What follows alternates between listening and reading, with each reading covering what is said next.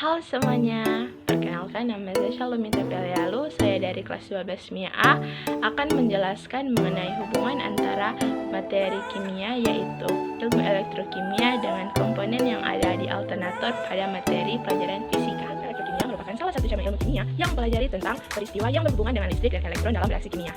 Elektrokimia sendiri adalah serangkaian pemisahan muatan yang terjadi di dalam media cair seperti larutan. Pemisahan larutan homogen dengan elektrokimia menerapkan prinsip dari reaksi redoks, di mana salah satu zat yang dipisahkan nantinya akan mengalami pengendapan menjadi bentuk padatan sehingga dapat dipisahkan dari larutannya. Dalam elektrokimia juga melibatkan dua buah elektrode penghantar, yaitu anoda dan katot. Sel Galvani atau sel volta merupakan sel elektrokimia yang dapat menyebabkan terjadinya energi listrik dari suatu redoks yang spontan, yang di dalamnya terjadi reaksi kimia yang menghasilkan energi listrik yang proporsional.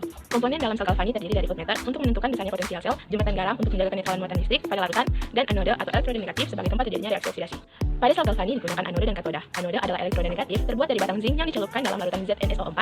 Katoda adalah elektroda positif yang terbuat dari batang tembaga yang dicelupkan dalam larutan CuSO4. Kedua larutan tersebut dihubungkan menggunakan jembatan garam. Pertama, yang teroksidasi berubah menjadi Zn2+, kemudian ion Zn masuk ke dalam larutan ZnSO4. Reaksi oksidasinya adalah: kedua, elektron yang dibebaskan di anoda akan mengalir melalui kawat penghantar menuju elektroda Cu. Ketiga, pada katoda elektron-elektron dari elektroda seng akan mereduksi ion Cu2+ dari larutan menjadi Cu yang kemudian mengendap pada batang Cu. Reaksi reduksinya adalah: keempat, Zn teroksidasi dan Cu2+ tereduksi pada anoda ion Zn2+ lebih banyak dari ion SO42+, sedangkan pada katoda ion SO42 lebih banyak dari ion Cu2+. Oleh sebab itu, ion SO42+ berpindah dari elektroda Cu ke elektroda Zn melalui jembatan garam. Pada akhir reaksi sel, berat elektroda Zn akan berkurang sedangkan berat elektroda Cu akan bertambah. Larutan CuSO4 akan semakin encer, sedangkan larutan ZnSO4 akan semakin pekat. Sel elektrolisis adalah jenis lain dari sel elektrokimia, di mana sel elektrolisis ini bekerja dengan prinsip yang berlawanan dengan sel volta. Sel elektrolisis merupakan sel elektrokimia yang mendorong terjadinya reaksi kimia dengan adanya aliran listrik di dalamnya. Sel elektrolisis terdiri dari elektroda dan elektrolit, namun listrik tidak dihasilkan secara spontan sehingga membutuhkan energi listrik dari luar sehingga energi kimia bisa terjadi. Energi listrik masuk melalui kutub negatif. Ion dalam larutan menyerap elektron dalam katoda dengan mengalami reduksi. Sementara itu, ion dalam logam anoda akan melepas larutan di anoda dan mengalami oksidasi, sehingga pada katoda terjadi reduksi, namun memiliki muatan negatif karena bersifat menghantar listrik dari luar. Pada anoda mengalami oksidasi tapi memiliki muatan positif. Ion positif akan mengalami reduksi kecuali kation yang berasal dari logam 1A, 2A, dan Mn dalam larutan air tidak mengalami reduksi. Yang mengalami reduksi adalah H2O. Ion negatif akan mengalami oksidasi jika elektrodanya non-aktif seperti Pt dan C.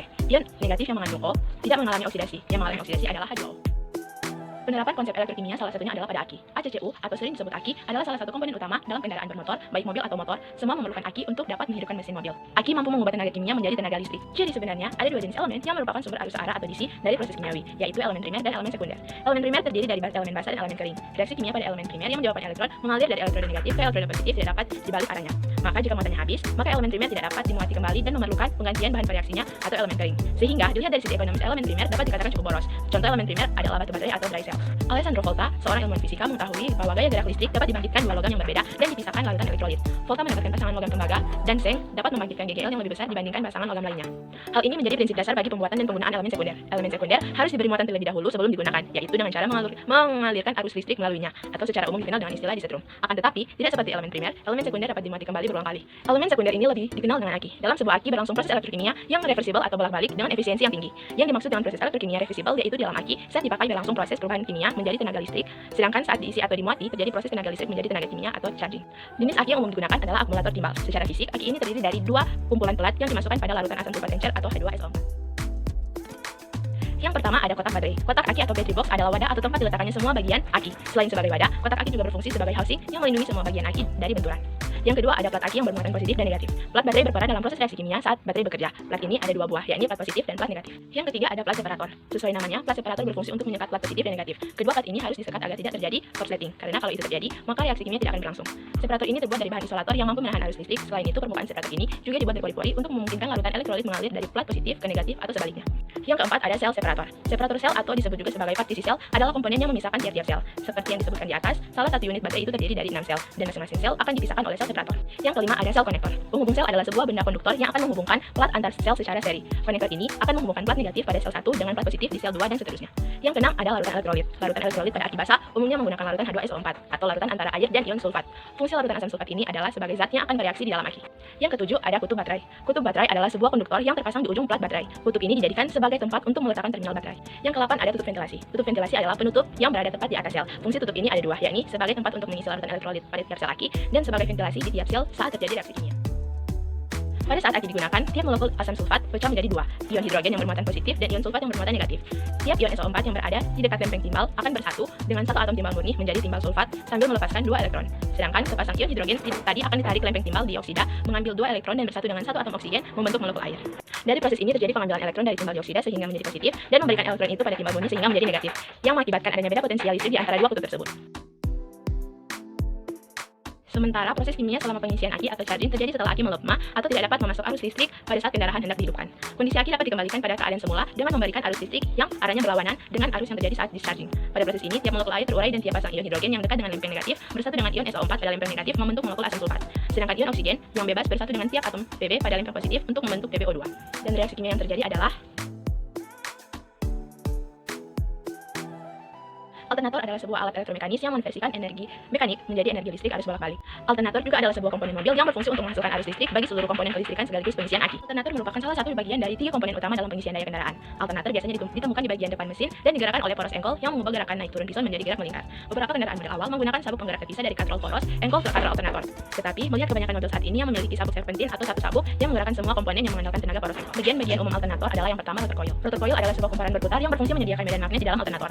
Prinsip kerja alternator adalah dengan memanfaatkan potongan garis gaya magnet untuk menghasilkan aliran listrik. Oleh karena itu, untuk mendapatkan perpotongan gaya magnet tersebut, maka harus ada medan magnet yang dibangkitkan terlebih dahulu. Ada stator coil. Stator coil adalah kumparan statis yang berfungsi untuk menangkap perpotongan medan magnet. Untuk menghasilkan aliran listrik, maka medan magnet harus berpotongan dengan kumparan. Nantinya, pada kumparan statis tersebut akan timbul aliran listrik dengan tegangan dan arah tertentu. Lokasi stator coil ini berada di bagian luar. Yang ketiga ada alternator shaft atau poros alternator. Poros alternator ini berfungsi sebagai penghubung antara bagian pulei dengan rotor, sehingga putaran dari pulei alternator bisa tersambung ke rotor dan rotor dapat berputar. Yang keempat ada brush. Brush atau sikat adalah komponen tembaga berbentuk kotak kecil yang digunakan untuk menghubungkan arus listrik ke rotor coil. Seperti yang telah kita ketahui bahwa rotor memerlukan arus listrik untuk membangkitkan kemagnetan. Namun, rotor ini juga berputar. Jadi, arus listrik tidak bisa disambungkan begitu saja menggunakan kabel. Yang kelima ada bearing. Bearing berfungsi sebagai bantalan yang akan melapisi poros alternator dengan frame alternator. Sebetulnya, bukan hanya pada alternator. Semua mekanisme putaran pada sistem apapun wajib memiliki bearing. Tanpa bearing, maka putaran poros bisa lebih kasar dan berat.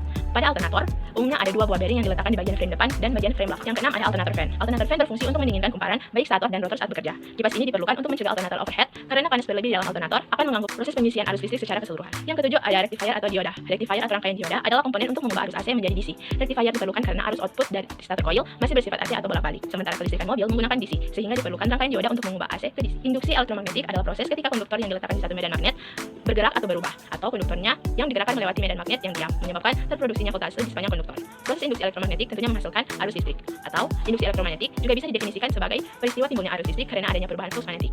Flux magnetik merupakan banyaknya garis gaya magnet yang menembus suatu bidang. Di tahun 1821, Michael Faraday menemukan bahwa perubahan medan magnet rupanya mampu menimbulkan arus listrik. Gaya gerak listrik yang muncul akibat perubahan jumlah garis gaya magnet disebut dengan istilah GGL induksi. Sementara itu, arus yang mengalir dinamakan arus induksi dan peristiwanya disebut dengan induksi elektromagnetik.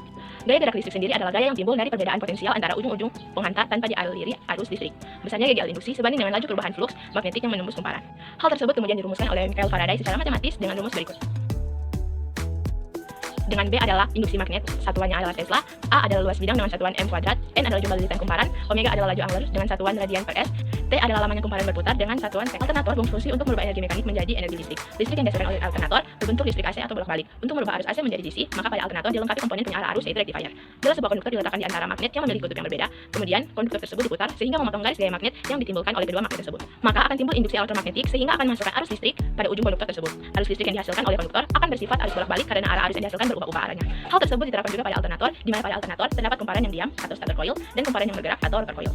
Pada saat kunci kontak on, maka rotor coil akan dialiri arus listrik sehingga pada rotor coil akan timbul kemagnetan. Pada saat mesin dihidupkan, maka puli alternator juga ikut berputar dan akan memutar rotor coil. Di dalam rotor coil terdapat komponen penghantar yaitu stator coil, sehingga ketika rotor coil berputar, akibatnya medan magnet yang dibentuk oleh rotor coil akan dipotong oleh stator coil, sehingga pada stator coil akan timbul induksi elektromagnetik.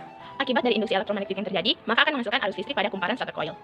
Arus listrik yang dihasilkan ini akan bersifat AC atau arus bolak-balik. Arus bolak-balik yang dihasilkan oleh stator coil ini nantinya akan dirubah menjadi arus searah atau arus DC oleh rectifier. Dan penjelasan saya mengenai materi ini, semoga apa yang saya jelaskan dapat bermanfaat bagi kalian semua. Terima kasih.